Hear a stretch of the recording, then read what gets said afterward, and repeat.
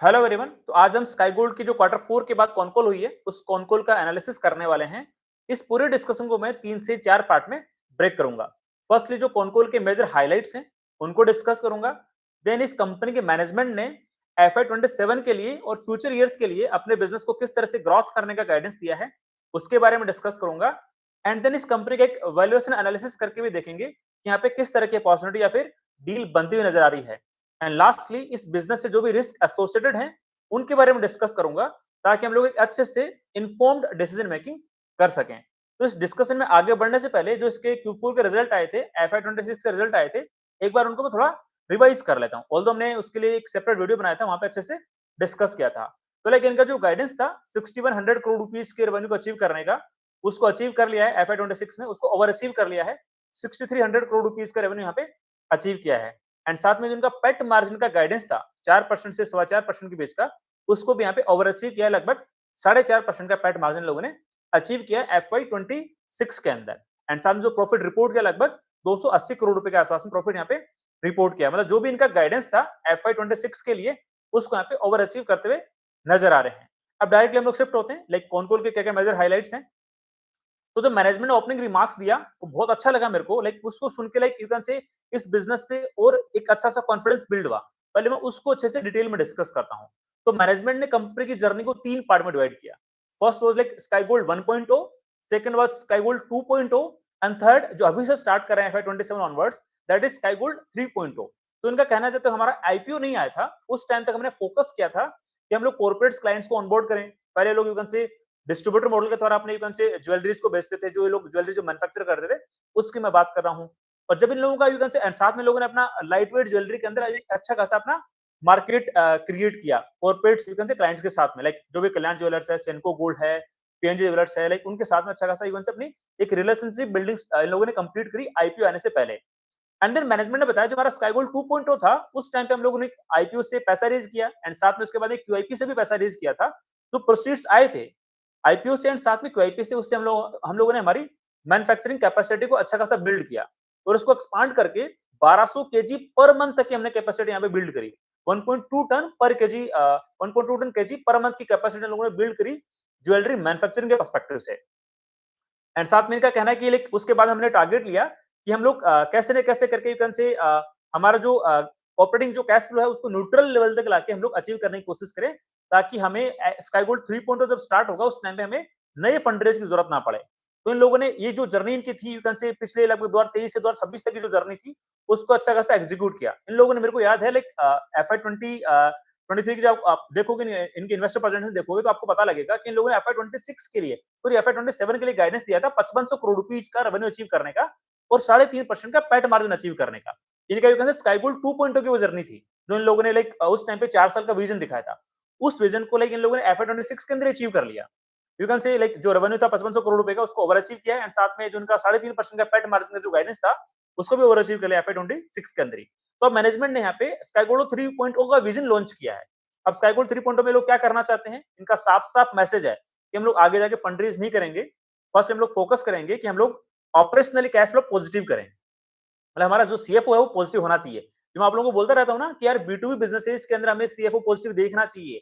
जब bull market होता है उस टाइम पे तो कोई नहीं देखता है कि रिजल्ट आया स्टॉक उसका कंपनी के मार्केट का ऊपर दौड़ा दिया जाता है। जब बियर मार्केट चल रहा होता है उस टाइम पे बी2बी कंपनीज को लोग ठोक पीट के बजा के देखते हैं कि इसका सीएफओ पॉजिटिव है कि नहीं है, क्या ये कंपनी अपने रेवेन्यू से अपना बिजनेस करके क्या एक्चुअल में कैश जनरेट कर पा रही है क्या।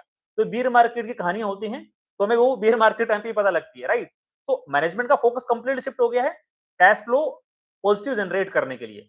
एंड साथ में मैनेजमेंट का ये भी फाइनलाइज हो गया कि हम लोग सैलरी विड्रॉ नहीं करेंगे, हम लोग सीएफओ पॉजिटिव बनाएंगे कंपनी को एफआई 27 के अंदर। एंड साथ में जो सीएफओ पॉजिटिव बनेगा उससे हम लोग डिविडेंड के रूप में पैसा डिसबर्स करेंगे। और आपको पता ही है स्काई गोल्ड की प्रमोटर्स की होल्डिंग लगभग 52% के आसपास में है। तो जो भी डिविडेंड ये लोग डिसबर्स करेंगे तो इनका majority of the dividend company के प्रमोटर के पास में जाने वाला है।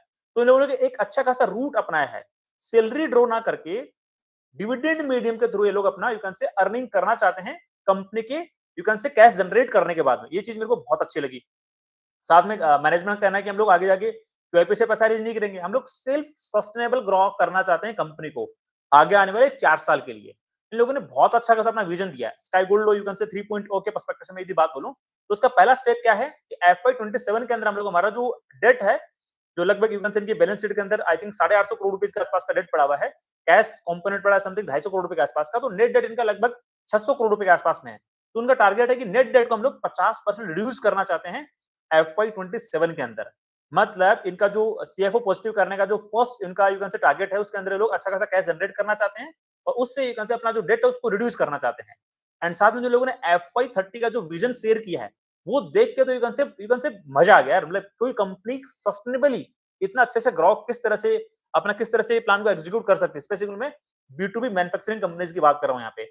इनका जो विजन है FY30 का, दे वांट कि हम लोग 18,000 से 19,000 करोड़ रुपीस की रेवेन्यू अचीव करना चाहते हैं। 945 करोड़ रुपए का प्रॉफिट अचीव करना चाहते हैं। मतलब पैट मार्जिन कितने का, लगभग 5.25% के आसपास का। FY26 का जो पैट मार्जिन कितना था, 4.5% का। मतलब ये लोग 4.5% के पैट मार्जिन से बढ़ा के 5.25% का पैट मार्जिन अचीव करना चाहते हैं। एक बहुत अच्छी बात है। एंड साथ में इनका जो एक्सपोर्ट कंट्रीब्यूशन है वो लगभग 10% के आसपास में था, उसको बढ़ा के FY30 तक 20% अचीव करना चाहते हैं। एंड साथ में जो उनका एडवांस गोल्ड वाला जो मॉड्यूल है, जो यू कैन से रेवेन्यू वर्टिकल है, वो भी लगभग 12% के आसपास में कंट्रीब्यूट किया FY26 के अंदर, उसको बढ़ा के 30% तक लेके जाना चाहते हैं। एंड अब जब मैनेजमेंट से पूछा गया कि आप लोग इस चीज को अचीव कैसे करोगे, ऑल्दो मैनेजमेंट से पूछने से पहले मैनेजमेंट ने खुद ही बता दिया कि हम लोग FY30 का हमारा जो विजन है उसको कैसे अचीव करेंगे। तो सबसे बड़ी बात आती है, आई थिंक रेवेन्यू ग्रोथ के पर्सपेक्टिव से दिक्कत नहीं होनी चाहिए, बिकॉज अभी करंटली इनका रेवेन्यू आई थिंक 6300 करोड़ रुपए के आसपास का है। 18,000 करोड़ रुपीस के रेवेन्यू को अचीव करने के लिए उनको लगभग 30 से 35% के आसपास में रेवेन्यू ग्रोथ दिखानी पड़ेगी।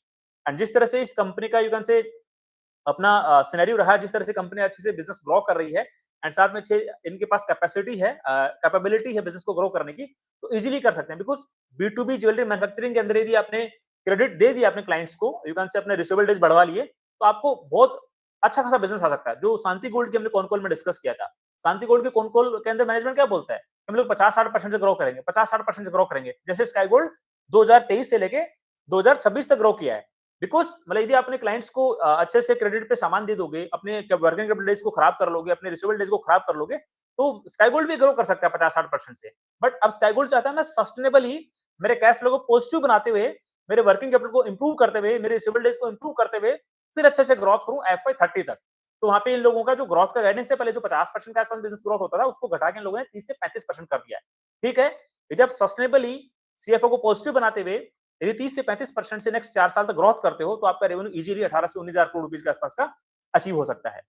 अब बात करते हैं पैट मार्जिन लोग 4.5% से यू कैन से 5.25% तक कैसे लेके जाएंगे। उसके लिए मैनेजमेंट ने खुद से स्टोरी बता दिया। पहला स्टोरी, जो एडवांस गोल्ड वाला हमारा जो वर्टिकल है, जो भी 12% रेवेन्यू का कंट्रीब्यूट करता है, उसको जैसे हम लोग 30% तक लेके चले जाएंगे, तो उसके अंदर हमें हमारा वर्किंग कैपिटल इन्फ्यूज नहीं करना पड़ेगा। और जब वर्किंग कैपिटल इन्फ्यूज नहीं करना पड़ेगा, तो आपको वर्किंग कैपिटल का जो इंटरेस्ट कंपोनेंट होता है वो भरना नहीं पड़ेगा। तो ऑटोमेटिकली आपका क्या कहते हैं, ऑटोमेटिकली आपका फिर यू कैन से पैट मार्जिन बढ़ेगा। बिकॉज एडवांस गोल्ड वाले मॉडल के अंदर आपको क्लाइंट क्या करता है, आपको गोल्ड लाके देता है और बोलता है इसको ज्वेलरी में इस डिजाइन में कन्वर्ट करके दो, मैन्युफैक्चर करके दो। तो आपने उससे एक अपनी यू कैन से जॉब वर्क का पैसा चार्ज किया, और जो आपने उससे जो पैसा पेमेंट चार्ज किया वो डायरेक्टली आपके ग्रॉस प्रॉफिट में ऐड होता है। उसमें गोल्ड की वैल्यू नहीं है, राइट। इसका मतलब डायरेक्टली आपके पैट मार्जिन और अच्छा सा यहाँ पे क्रिएट हो जाता है। बात करते हैं दूसरे लीवर के बारे में कि पैट मार्जिन बढ़ाने के लिए दूसरा लीवर क्या है। तो मैनेजमेंट ने बताया कि हम लोग FY30 तक हमारा जो नेट डेट है वो पॉजिटिव करना चाहते हैं। मतलब नेट डेट फ्री तो होना चाहते ही चाहते हैं। नेट डेट मतलब जितना आपका डेट है उतना आपके पास बैलेंस शीट में कैश पड़ा हुआ है, एंड साथ में यदि आपका कैश ज्यादा है तो आप नेट डेट पॉजिटिव हो गए, राइट। यदि वो चीज कर दिया तो आप देखो ना, इनका जो करंटली रेवेन्यू को जितना रेवेन्यू लोग जनरेट किया FY26 का, और जितने लोगों ने अपना इंटरेस्ट पे किया लगभग 80 करोड़ रुपए का, मतलब रेवेन्यू का 1.25% ये लोग अपना अभी इंटरेस्ट पे कर रहे हैं। यदि इन लोगों ने नेट डेट फ्री कर दिया तो 1.25% आपका गायब हो जाएगा। इसका मतलब इनके पास में 125 बेसिस पॉइंट यहाँ से यू कैन से नेट डेट फ्री होने से लीवर बन जाएगा आपका। 125 बेसिस पॉइंट इंप्रूव हो जाएगा आपका पैट मार्जिन, एंड लगभग 75 बेसिस पॉइंट का आपका एडवांस गोल्ड वाले मॉडल से आ जाएगा।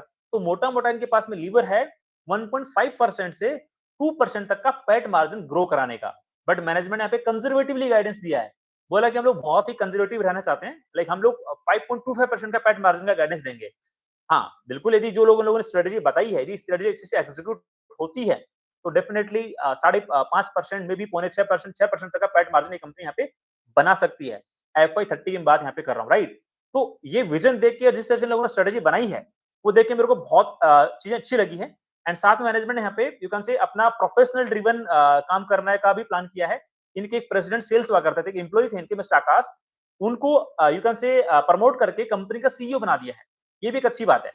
तो ये चीज दर्शाती है कि यार प्रमोटर भी क्या कर रहा है, अपनी कंपनी को प्रोफेशनल ड्रिवन बनाना चाहता है एंड साथ में बहुत अच्छा विजन दिया है कि हम लोग ग्लोबली वर्ल्ड का सबसे बड़ा ज्वेलरी मैन्युफैक्चर कंपनी बनना चाहते हैं। तो मतलब जिस तरह से इनका विजन है, जिस तरह से लोग एग्जीक्यूट करना चाह रहे हैं, यदि वो चीज यहाँ पे अच्छे से डिलीवर कर पाते हैं, तो मतलब यू कैन से जिस तरह से टाइटन इंडिया का सबसे बड़ा ज्वेलरी कंपनी है ना रिटेल वाले सेगमेंट में, उसी तरह से इंडिया का already sky gold B2B segment के अंदर मैन्युफैक्चरिंग सेक्टर के अंदर ज्वेलरी मैन्युफैक्चरिंग के अंदर सबसे बड़ा प्लेयर ऑलरेडी है। बट यदि उस जिस तरह से इन लोगों ने अपना जो प्लान दिया है FY30 का, यदि ऐसा हो जाता है, लगभग 1000 करोड़ रुपीज का प्रॉफिट अचीव कर लेते हैं और टाइटन के अंदर प्रीमियम वैल्यूएशन ये लोग अचीव कर लेते हैं पी रेशियो के पर्सपेक्टिव से, तो आप ही देख लो कितना इस कंपनी का मार्केट कैप बन सकता है। इमेंस पोटेंशियल बन सकता है इस कंपनी के मार्केट कैप एक्सपेंड होने का। बट अगेन जो मैं अभी रिस्क डिस्कस करूंगा इस डिस्कशन के एंड में, जो रिस्क मेरे को नजर आती है इस बिजनेस की, वो उनको हमें कंसिडर करते हुए चलना पड़ेगा इस बिजनेस के पर्सपेक्टिव से। तो ये चीजें सुन के लाइक ओपनिंग रिमार्क्स के अंदर मैनेजमेंट तरफ से मेरे को बहुत अच्छा लगा यार, लाइक मैनेजमेंट के पास क्लियर पाथ है, क्लियर विजन है, क्लियर टारगेट है जिसको अचीव करना है और उसको अचीव कैसे करना है उसके लिए मल्टीपल माइलस्टोन्स भी है।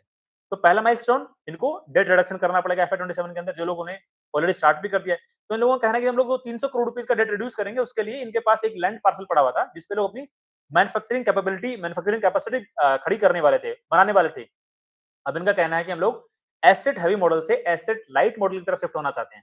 मतलब इनके पास जो लैंड पार्सल था उसको लोग बेचना चाहते हैं किसी एजेंसी को, और उस एजेंसी से ये ऐसी डील करना चाहते हैं कि आप लोग यहाँ पे फैक्ट्री बना के दो और वो हमें रेंट पे दे दो, हम आपको महीने का रेंट भरते रहेंगे और हमारा जो मैन्युफैक्चरिंग है उसकी हमारी कैपेबिलिटी बढ़ जाएगी। जो इनका 1200 केजी पर मंथ का जो कैपेसिटी है वो बढ़ के लेट से वो रेंट में मिल जाती है इनको, कोई एजेंसी वहाँ पे लैंड खरीद के कंस्ट्रक्शन करके इनको रेंट पे दे देती है, तो उनका मैन्युफैक्चरिंग कैपेबिलिटी भी बढ़ जाएगा, कैपेसिटी भी बढ़ जाएगा। तो चीज अच्छी रही, मतलब एसेट हैवी बिजनेस मॉडल से एसेट लाइट में ट्रांसफर होंगे। मतलब साफ-साफ यहाँ पे दिखाई पड़ रहा है जो लैंड पार्सल बेचेंगे तो मे बी 100-150 करोड़ रुपए का कैश वहां से जनरेट होगा। और इनका टारगेट है कि लाइक हमारा जो पैट बनता है उसका 20 से 25% का यू कैन से कैश में कन्वर्ट करने का टारगेट है। तो मोटा-मोटी ये लोग जैसे 350-400 करोड़ रुपए के आसपास लेट्स से यदि पैट करते हैं तो उससे भी कुछ अपना कैश बनेगा। तो इस तरह से लगभग 200 करोड़ रुपीस का ये लोग अपने ऑपरेशन से कैश जनरेट करना चाहते हैं FY27 के अंदर। इसके अंदर एक कंट्रीब्यूशन इनका लैंड पार्सल का जो सेल होगा वो भी इन्वॉल्व है, राइट? तो जो इन लोगों ने पाथ दिया है that is looking very sound, मतलब बहुत सही लग रहा है मेरे को पाथ, जिस तरह से लोग अपना आगे बढ़ना चाहते हैं। बट अगेन हमें सारी चीजों को ट्रैक करते चलना पड़ेगा कि कहीं जो मैनेजमेंट ने बोला है कहीं पे ऑब्स्टेकल तो नहीं आ रहा है, कहीं ब्लॉकर तो नहीं आ रहा है, राइट? अब चलते हैं लाइक मैनेजमेंट को जो एनालिस्ट लोगों ने जो क्वेरी क्वेश्चंस पूछे थे उन पे चलते हैं। तो फर्स्ट तो वही क्वेश्चन था कि लाइक जो गवर्नमेंट ने ड्यूटी हाइक करी है, कस्टम ड्यूटी हाइक किया है, उससे आपके बिजनेस पे क्या इंपैक्ट पड़ेगा? क्या आपका जो अभी ग्रोथ प्लान है क्या उसको आप वापस हिंडर करोगे, क्या उसको पॉज लगाओगे? तो मैनेजमेंट का साफ-साफ क्लियर आंसर था कि यार जो कस्टम ड्यूटी हाइक हुई है ना, कोई पहली बार नहीं हुई है। हम लोग इस बिज़नेस के अंदर 2003 से हैं, लगभग 20 साल से ज़्यादा का टाइम हमें इस बिज़नेस के अंदर हो गया। और मतलब पहले की गवर्नमेंट ने भी यहाँ पे कस्टम ड्यूटी बढ़ाई है। मतलब कांग्रेस की गवर्नमेंट पहले हुई थी, उन्होंने भी कस्टम ड्यूटी बढ़ाई है, कोई पहली बार नहीं बढ़ी है और घटाई भी है, दोनों साइड हुआ है। तो क्या गोल्ड की डिमांड, गोल्ड ज्वेलरी की डिमांड घट गई क्या? ऐसा नहीं हुआ ना। हाँ, कस्टमर्स के लिए नया गोल्ड का प्राइस क्या हो गया? जो रिसेंट में कस्टम ड्यूटी हाइक के बाद में जो गोल्ड का प्राइस है, that is actual gold price for the customer, that's it. अब जिस कस्टमर को खरीदना वो खरीदेगा। हाँ, इनका ये कहना है कि जो हमारे जेनजीज हैं, वो लोग क्या कर रहे हैं, 22 कैरेट वाला गोल्ड ना खरीद के मे बी 18 कैरेट वाला गोल्ड, 14 कैरेट वाला गोल्ड, 9 कैरेट वाली गोल्ड ज्वेलरी वो खरीदने का यू कैन से ज्यादा अपना प्लान बना रहे हैं। उनकी सेल ज्यादा आ रही है और यदि वो सेल ज्यादा होगी तो हमारा यू कैन से बेटर मार्जिन बनेंगे, बिकॉज इन लोगों का कहना है कि लोअर कैरेट्स के अंदर हम लोग ज्यादा मार्जिन चार्ज करते हैं एंड साथ में ही जो लाइट वेट ज्वेलरी बनती है, बिकॉज गोल्ड के प्राइसेस बढ़ गए तो काफी सारे जेंजिस लाइट वेट ज्वेलरी को प्रीफर कर रहे हैं, काफी सारे कस्टमर्स लाइट वेट ज्वेलरी को प्रीफर कर रहे हैं। तो हमारे वहां पे ऑलरेडी हमने इतनी हमारी कैपेबिलिटी बिल्ड कर चुके हैं कि लाइट वेट ज्वेलरी के अंदर हमारे अच्छे खासे मार्जिन बनते हैं। तो इनका कहना है कि लाइक हमें ऐसा कोई बड़ा इंपैक्ट नहीं है, मतलब ऐसा ठीक है, 1 2 5 7 10 दिन के लिए जो डिमांड का हल्का फुल्का इंपैक्ट होता है that was there. But again like जो लोअर कैरेट्स की ज्वेलरी है या फिर लाइट वेट की ज्वेलरी है उसकी डिमांड आ गई है, तो ऐसे हमारे बिजनेस पे ऐसा कोई इंपैक्ट दिखाई नहीं पड़ रहा है। यहाँ पे क्लियर कट आंसर आया मैनेजमेंट तरफ से। तो ठीक है, ये मैनेजमेंट ने यहाँ पे लेट्स से जो आंसर दिया अच्छी बात है, बट एक बार इसका हमें चेक करना पड़ेगा कि जो Q1 के जो सेल्स नंबर आएंगे रिटेल ज्वेलरी कंपनीज के साथ में स्काई गोल्ड के भी, उनको एक बार अच्छे से ट्रैक करना पड़ेगा। ऑल्दो शांति गोल्ड की मैनेजमेंट ने भी यही बोला था कि ऐसे हमारे बिजनेस में उतना बड़ा इंपैक्ट नहीं आएगा, बिकॉज ये सेक्टर के अंदर अच्छा खासा टेलमेंट है, इमेंस पोटेंशियल है सेक्टर के अंदर आगे ग्रो करने का, सेक्टर खुद से ग्रो कर अच्छे से। और आपको भी पता है कि ठीक है यार, हमारे जो प्रधानमंत्री जी उन्होंने अपील करी अच्छी बात है, लोग थोड़े दिन तक मानेंगे, बट आपको पता है जब चीजें वापस नॉर्मल हो जाएंगी, क्रूड ऑयल के दाम गिर जाएंगे, सिचुएशन वापस बैक टू द नॉर्मल आ जाएगी, तो लोग जैसे ही वेडिंग सीजन स्टार्ट होगा, एक तो उस टाइम में भर भर के ज्वेलरी खरीदी जाएगी। आपको पता है किसके घर में शादी होती है बिना ज्वेलरी के? I don't think so. तो वाला फैक्टर है, वही सेम चीज इन लोगों ने बोली है, जो भी मैं भी लाइक मेरे पर्सपेक्टिव जो आपको देता रहा हूँ, मेरे पुराने जो लाइव सेशन रहे उनके अंदर, यार गोल्ड ज्वेलरी का ऐसा चलन क्या मतलब दूर हो जाएगा? नहीं। मैं तो बोलूंगा कि एक ऐसा सेक्टर इसके अंदर अच्छा खासा टेलविंड चल रहा है, मोदी जी ने मौका दिया है उस सेक्टर को अच्छे से और अच्छे से डीपली एनालिसिस करके अपने मे बी कैपिटल एलोकेशन को थोड़ा सेट करने का। राइट। अब इनसे पूछा गया लाइक आपका जो गोल्ड मेटल लोन है उस पे लाइक क्या स्टेटस है? तो उनका कहना है कि हमारे पास कोई भी गोल्ड मेटल लोन नहीं है, मतलब हमने कोई भी जीएमएल के द्वारा कोई भी गोल्ड परचेज नहीं किया है। हमने लाइक मार्केट से गोल्ड परचेज किया, वो कंप्लीट हमारा यू कैन से हमने उसको हेज कर रखा है। मोर देन 99% पार्ट हमारा हेज है, एमसीएक्स के द्वारा हेज है, तो इसमें से कोई दिक्कत नहीं है। एक अच्छी बात है। और शांति गोल्ड के केस में हमने क्या देखा था कि उन लोगों ने तो हेजिंग करी नहीं रखी है बेचारों ने। शांति गोल्ड की मैनेजमेंट ने क्या बोला था कि यार लाइक गोल्ड के प्राइसेस बढ़ने वाले हैं, हम हेज करके नहीं रखेंगे, राइट? तो हमारे इन्वेंटरी गेन मिलेगा हमें। अब पता नहीं लाइक उन लोगों ने ऐसा क्यों आंसर दिया, बट स्काई गोल्ड की मैनेजमेंट यहाँ पे क्लियर कट यहाँ पे 99% से ज्यादा गोल्ड का इन्वेंटरी इन लोगों ने हेज कर रखा है। ये एक अच्छी बात है ना यार। आप अपने धंधे से पैसा बना के दो ना यार। क्यों आप इन्वेंटरी गेन से पैसा बना के रख रहे हो? नहीं तो फिर आपका फिर तो लाइक इंसान आपकी कंपनी के शेयर क्यों कर देगा? गोल्ड खरीद के रख लेगा ना। समझ रहा है मेरी बात? So that is the point. अपने बिजनेस के अंदर एफिशिएंसी लाके ऑपरेशनली यू कैन से जब प्रॉफिट बढ़ाओगे तब जाके यू कैन से आपका आपको मार्केट अच्छा रिवॉर्ड करना स्टार्ट करेगा। इन्वेंटरी गेन से प्रॉफिट बढ़ाओगे तो फिर क्या लॉजिक बनेगा? बिल्कुल नहीं। तो इनका वीकन है। एंड इनका वो तो चलो हमने ऑलरेडी वैसे डिस्कस कर लिया है। Advance gold loan, advance gold share वाला जो करंटली 12% से 30% तक इनका जाने का टारगेट है। एंड इनका लाइक ऐसा ये भी कहना है, लाइक एनालिसिस ने पूछा था कि आप लोग जब एडवांस गोल्ड शेयर को अपना बिजनेस वॉल्यूम बढ़ाओगे तो उसमें तो आपको मतलब लोअर मार्जिन मिलता है, बिकॉज जब आपको क्लाइंट ही आपको गोल्ड लाके दे देगा तो डेफिनेटली वो आपसे यू कैन से नेगोशिएट करेगा कि जो आप मैन्युफैक्चरिंग चार्जेस लेते हो उसमें से may be 75 basis point 90 basis point का आपसे नेगोशिएट करेगा। तो उनका कहना था कि ठीक है, हम बिल्कुल आपकी बात समझते हैं। बोला कि यार हमें यदि खुद से गोल्ड जब परचेज करके क्लाइंट को हम लोग इन्वेंटरी देते हैं तो हमारा लगभग एक रिसीवेबल डेज बनता है, मे बी 30-40 दिन का। एंड साथ में हमारा पैसा वर्किंग कैपिटल के अंदर फंसता है, तो उसका हमें इंटरेस्ट पे करना पड़ता है। तो एक तो इंटरेस्ट पे करना पड़ता है, वर्किंग कैपिटल डेज हमारा खराब होता है, रिसीवेबल डेज बढ़ता है। इससे अच्छा हम लोग यदि डायरेक्टली उससे एडवांस गोल्ड ले लेंगे, उसको जॉब वर्क करके उसको मैन्युफैक्चर करके ज्वेलरी में कन्वर्ट करके उसको देंगे, तो वो जो भी हमें जॉब वर्क से रेवेन्यू आएगा हमारा डायरेक्टली क्रॉस प्रॉफिट में जाएगा ना यार। तो ठीक है, मतलब वो लोग एनालिस्ट का क्वेरी था, आंसर किया, ऐसे उसमें कोई दिक्कत वाली बात नहीं है। नेक्स्ट इनका था कि लाइक गवर्नमेंट ने जो रेस्ट्रिक्शन लगाया ड्यूटी फ्री गोल्ड इंपोर्ट करने के लिए, उस पे आपका क्या पॉइंट ऑफ व्यू है? तो इनका कहना है कि हमें ड्यूटी फ्री गोल्ड क्यों चाहिए यार इंडियन बिजनेस के लिए? हम तो लाइक मार्केट में जहां पे जाते हैं हमें तो गोल्ड मिल जाता है, और जहां पे बेस्ट रेट हमें मिलती है हम लोग वहां से गोल्ड वो सोर्स करते हैं, तो ऐसे उसका कोई इम्पैक्ट नहीं रहा है। एंड इनसे एक और क्वेश्चन बहुत अच्छा पूछा गया कि आपका FY24 के अंदर जो आपके रिसीवेबल डेज थे वो 20 से 22 दिन हुआ करते थे, वो दोबारा कब दिखाई पड़ेंगे? और ऑल्दो FY26 के अंदर आपने देखा होगा इनका जो रिसीवेबल डेज है 47 डेज से घट के 33 डेज पे आ गया है। अच्छी बात है। बट वही इनसे फिर क्वेश्चन किया गया कि लाइक FY24 में तो इतना अच्छा था। ऑब्वियसली ग्रोथ को चेज़ करने के लिए काफ़ी सारे B2B पैरामीटर्स, B2B कंपनी जो पैरामीटर्स हम लोग देखते हैं, उनसे कॉम्प्रोमाइज़ किया गया। एक बात हमें भी पता है कि इनका लाइक रिसीवेबल डेज चलो FY26 में इंप्रूव हुआ है, कैश कन्वर्जन साइकिल इंप्रूव हुआ है, बट इनका जो वर्किंग कैपिटल डेज है, इन्वेंटरी डेज है, वो थोड़ा यू कैन से एक्सटेंड हो गया है। थोड़ा एलिवेट हो गया, बड़ा एलिवेट नहीं हुआ है, थोड़ा एलिवेट हो गया। तो इनका कहना है कि नेक्स्ट 4 टू 6 क्वार्टर के अंदर हमारा रिसीवेबल डेज फिर से घट के 20 से 22 दिन के आस-पास आ जाएगा। That is called quality growth. Right? उसको हमें ट्रैक करते जाना है। अब इनका इनसे पूछा गया कि आपके जो इंटरनेशनल जो आपका बिजनेस है, एक्सपोर्ट वाला सेगमेंट का जो बिजनेस है, जो 12% रेवेन्यू कंट्रीब्यूट करता था टिल क्वार्टर 3 तक, उस पे क्या इंपैक्ट आया जियोपॉलिटिकल सिचुएशन के कारण? तो मैनेजमेंट का कहना है कि हाँ यार, क्वार्टर 4 के अंदर हमारा जो इंटरनेशनल बिजनेस था, एक्सपोर्ट बिजनेस था, वो 12% से घट के 8% पे आ गया है। तो फिर से हम लोग बोल रहे हैं कि 1-2 क्वार्टर के अंदर फिर से उसको लाइक जंप करा के 12-13% तक लेके चले जाएँगे। दैट्स ग्रेट, ठीक है उसमें तो दैट इज़ वो कोई परमानेंट इश्यू थोड़ी था जो आपका इश्यू हुआ था, जियोपॉलिटिकल सिचुएशन जो क्रिएट हुई थी, that was not a permanent issue. Like तो एज़ सच राइट, तो एज़ सच मतलब एज़ सच कोई दिक्कत वाली बात यहाँ पे दिखाई नहीं पड़ रही है, राइट? अब नेक्स्ट बात कर लेते हैं लाइक इनका और कौन-सा इन्वेंटरी डेज़ के लिए बात हुई है। तो इन्वेंटरी डेज़ के लिए जो बात हुई है, तो आई थिंक इन्वेंटरी डेज़ में इनका कहना है कि लाइक अक्षय तृतीया का जो त्योहार आ गया था मतलब अप्रैल के महीने में, उसमें एज़ सच लाइक क्या बोलते हैं, हमें इन्वेंटरी बिल्ड करनी पड़ गई थी। मार्च के महीने में जब मार्च में हमने इन्वेंटरी बिल्ड करी थी, तो उसके बेसिस पे क्या हुआ? सीधी-सी बात है लाइक यार इन्वेंटरी बिल्ड करोगे अपने क्लाइंट को खुश रखने के लिए, अपने क्लाइंट को इन्वेंटरी देने के लिए, तो डेफिनिटली आपके यू कैन से इन्वेंटरी डेज़ तो बढ़ ही जाएँगे ना यार। तो that was the point, right? And एक इनका था कि लैंड मोनेटाइजेशन के लिए का प्रोसेस पे क्या स्टेटस है, कब तक कंप्लीट हो जाएगा, जो ये लोग लैंड पार्सल बेचने वाले हैं। तो उनका कहना है कि लाइक सितंबर तक क्लोज हो जाना चाहिए। एजेंसी को लाइक फाइनलाइज ही कर रहे हैं। फाइनलाइज करने का मतलब सिंपल सी बात है, लाइक जब कोई एजेंसी फाइनलाइज हो जाएगी, जो इनको लाइक वहाँ पे लैंड खरीद के एक बिल्डिंग बना के दे देगी, दैट्स द ग्रेट। यदि ऐसा हो जाए तो मजा आ जाएगा, राइट? कैपेसिटी एक्सपेंशन पे इनसे पूछा गया, तो बोला कि अभी तक तो हम FY 28 तक हमें ऐसा कोई कैपेसिटी में दिक्कत नहीं है। अभी हम लोग 55% यूटिलाइज करेंगे कैपेसिटी को। तो नेक्स्ट 2 साल तक तो हम लोग डेफिनिटली हमारा लैंड पार्सल बिक जाएगा और लाइक हमें नई रेंटल कैपेसिटी मिल जाएगी, तो ऐसे कोई दिक्कत वाली बात नहीं है। तो ये काइंड ऑफ हमने कॉन कॉल के मेजर हाइलाइट्स डिस्कस करे हैं। अब एक बार देख लेते हैं कि FY 27 के लिए किस तरह से बिजनेस को ग्रोथ करने का गाइडेंस दिया है। तो FY 27 के लिए स्पेसिफिकली इनका गाइडेंस है लगभग 8100 करोड़ रुपीस का रेवेन्यू अचीव करने का, पैट मार्जिन लगभग 4.5% से 4.5% के बीच के अचीव करने का, एंड साथ में इनका जो एक्सपेक्टेड पैट बन जाएगा, लाइक आपका यदि 4.5% से 5.5% के बीच का आपका पैट मार्जिन की गाइडेंस है, उसके बेसिस पे लगभग 380 करोड़ रुपीस के आसपास इनका पैट बन सकता है। अब एक बार इस कंपनी का वैल्यूएशन एनालिसिस करके भी देख लेते हैं। तो देखो करंटली इस कंपनी की मार्केट कैप कितनी है? 8000 करोड़ रुपए के आसपास में। जी, अच्छी बात है। फॉरवर्ड पैट कितना निकल के आ रहा है इनका, जो पैट मार्जिन की गाइडेंस उसके बेसिस पे लगभग 380 करोड़ रुपए के आसपास में। तो इसका फॉरवर्ड पी रेशियो कितना बनेगा? समथिंग 21 से 22 के आसपास में।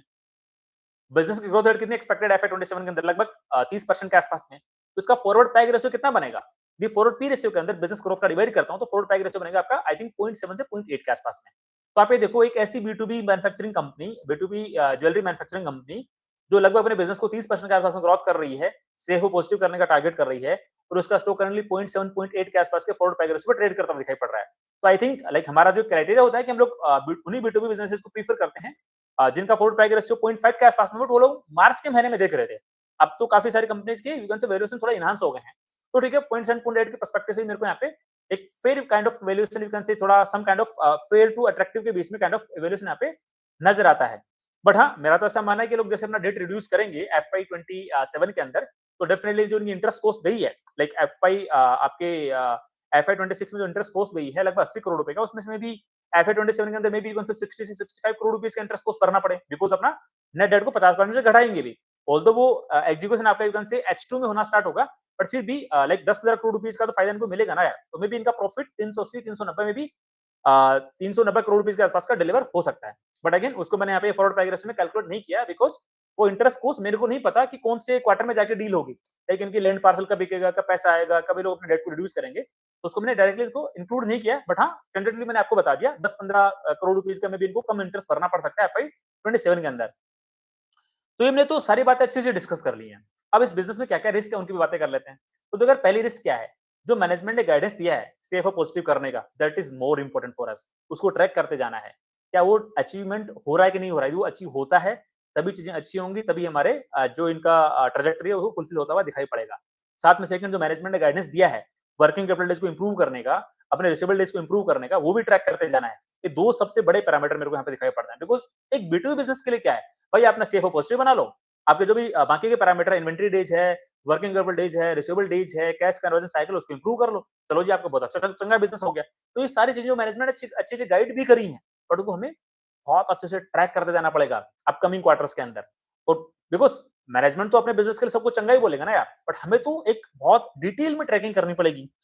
एंड और क्या-क्या इनके रिस्क आ सकती है, लाइक इनका जो डेट रिडक्शन का पार्ट है वो भी एग्जीक्यूट होना चाहिए। एंड साथ में जो इनका एक्सपोर्ट का बिजनेस है, जो इनका घट के 8% पे आ गया, उसको वापस इंक्रीज होना चाहिए FY 27 के अंदर।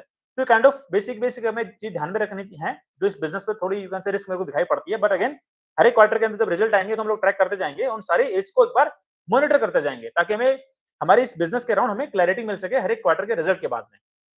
तो ठीक है, काइंड ऑफ ये मैंने एक मेरा पॉइंट ऑफ व्यू रखने की कोशिश करी है इस बिजनेस का डिटेल में एनालिसिस करके।